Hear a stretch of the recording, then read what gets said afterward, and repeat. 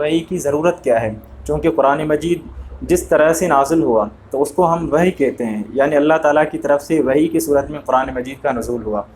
تو پہلے سمجھتے ہیں آخر وحی کی ضرورت کیوں پڑی، قرآن مجید کو کیوں اتارا گیا، وحی کی انسان کو ضرورت کس چیز کے لیے؟ سب سے پہلے موجد کائنات اور تخلیق انسانیت اور وجہ تخلیق، یعنی جب انسان میں شعور آتا ہے، جب انسان کو عقل آتا ہے تو یہ چیزیں ذہن میں آتی ہیں کہ انسان پوری کائنات دیکھتا ہے تو کائنات کو کیوں پیدا کیا گیا، اور کائنات کا پیدا کرنے والا ہے کون، اور انسان کو کیوں پیدا کیا گیا۔ یہ تمام تر چیزیں جو انسان کی خدمت میں مصروف ہیں، آخر کس وجہ سے، ایک تو یہ سوال ذہن میں آتا ہے۔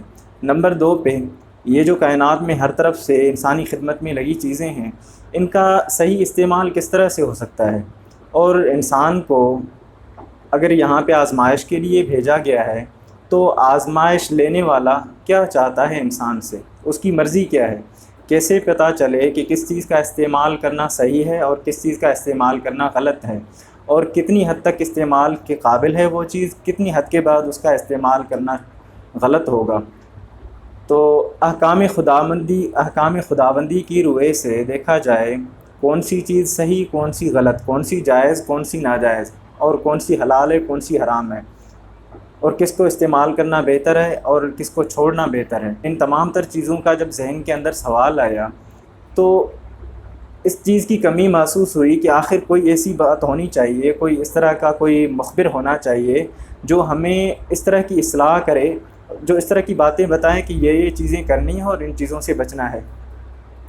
تو اس کے لیے علم کی ضرورت ہے۔ تو انسانی تخلیق کے ساتھ ساتھ، انسان کے ساتھ ساتھ اللہ تعالیٰ نے ایک اور چیز بھی پیدا کی، اس کا نام علم ہے۔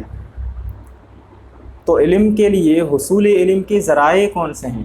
نمبر 3 پہ آتا ہے ذرائع حصول علم۔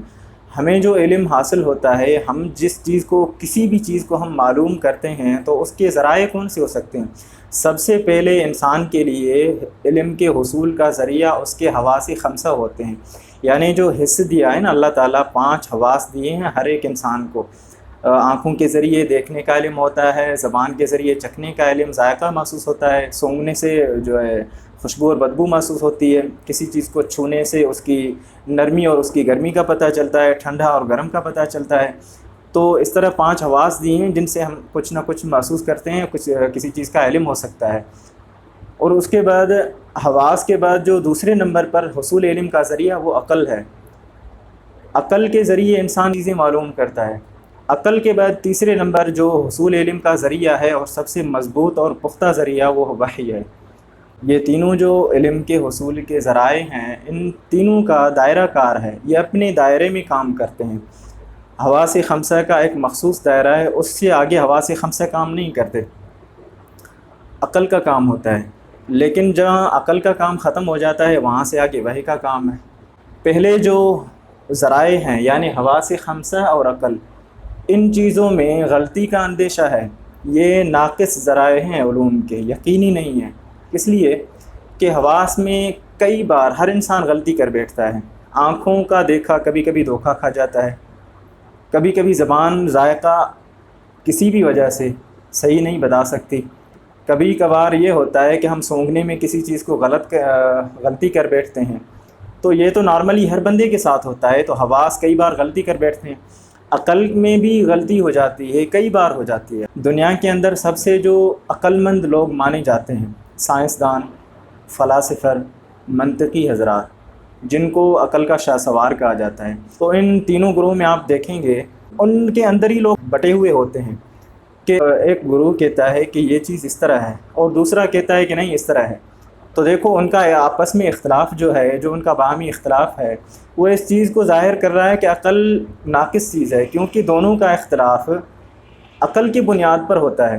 اگر عقل بالکل حقیقی اور یقینی ذریعہ ہوتا تو دونوں فریق ایک ہی جگہ پہ اکٹھے ہو جاتے، اختلاف کی کیا ضرورت پڑی۔ اور دوسری مثال کہ عقل سے ثابت کی ہوئی چیز کل تک تو صحیح تھی، لیکن کئی بار ایسا ہوتا ہے کہ آگے جا کے وہ غلط ہو جاتی ہے۔ ہم کہتے تھے کہ پرانے دور میں یہ بات صحیح تھی، لیکن آگے والا دور اس کی نفی کر دیتا ہے۔ تو وہ جو پرانے دور میں بات صحیح تھی وہ بھی تو عقل نہیں بتائی تھی نا، جو آگے چل کے پچھلی دور کی بات کو غلط قرار دے رہا ہے وہ بھی عقل ہی کر رہا ہے۔ تو عقل میں اور حواس خمسہ میں غلطی کا امکان ہے، اس وجہ سے یہ یقینی ذرائع نہیں ہیں، یعنی ان کے اوپر بالکل ہی یقین کیا جائے اس طرح نہیں ہے۔ لیکن آخری جو ذریعہ ہے وحی کا وہ بالکل یقینی ہے، کیونکہ یہ من جانب اللہ ہے، اب اللہ تعالیٰ غلطی سے ماورا ہیں، غلطی سے پاک ہیں۔ ان تینوں کے اندر جو مضبوط علم کا ذریعہ ہے وہ وحی ہے۔ تو وحی کی ضرورت کیوں آئی؟ کیونکہ انسان کو کوئی مخبر چاہیے تھا، کوئی معلم چاہیے تھا جو کہ اس کو راہ راست پہ لانے کے لیے، اس کی اصلاح کرنے کے لیے چیزیں بتائے۔ اور اس کے لیے اگر مخبر ہونا بھی چاہیے تو مخبر میں تینوں کوالٹی ہوتی ہے، لیکن ایک خاص چیز ہے، وہ مخصوص بندوں کو، وہی بندے ہوتے ہیں جو اللہ تعالیٰ نے جن کو سلیکٹ کیا ہوتا ہے، وہی بندے ہوتے ہیں جو اللہ تعالیٰ کے منتخب شدہ ہوتے ہیں، ان کو یہ تیسری چیز بھی ملی ہوئی تھی، وحی، جو کہ یقینی ذریعہ ہے۔ ظاہر سی بات ہے، انسان کے عقیدے کا مسئلہ ہے تو اس میں علم کا ایک ایسا ذریعہ ہونا چاہیے جو کہ بالکل یقینی ہو، ایسا نہ ہو کہ کل تک جو عقیدہ صحیح تھا آگے جا کے اس کو پھر غلط قرار دیا جائے۔ تو وحی کی ضرورت آپ سمجھ گئے ہوں گے۔ اس کے بعد وحی کا نمبر 4 پہ وحی کا ادراک عقل سے ضروری نہیں، یعنی آپ نے پچھلی چیز سمجھ لی ہوگی کہ جب عقل اور حواس خمسہ ناقص ہیں اپنے کام میں، تو عقل کو لے کے بندہ وحی کو غلط ثابت کرنے کی کوشش کرے، یہ تو ممکن ہی نہیں ہے، کیونکہ وحی عقل سے زیادہ مضبوط ذریعہ ہے۔ تو کئی لوگ کہتے ہیں کہ اگرچہ قرآن میں ہے، اگرچہ حدیث میں ہے، لیکن ہمارا عقل نہیں مانتا۔ بھائی عقل کو کیا کرنا ہے؟ جب عقل ناقص ہے اپنے دائرہ کار میں، اس کا ایک محدود دائرہ ہے، جسے کل ایک چیز صحیح تھی وہ آگے جا کے غلط ہو رہی ہے، تو آپ اس کو ایک مضبوط ذریعے سے کمپیئر نہیں کر سکتے، اس کو توڑ نہیں سکتے۔ تو ضروری نہیں ہے کہ وحی کی ہر بات آپ کو سمجھ میں آئے اور آپ اس کا بالکل عقل کے ساتھ ادراک بھی کر سکیں، یہ ضروری نہیں ہے۔ وحی بہرحال صحیح ہوتی ہے۔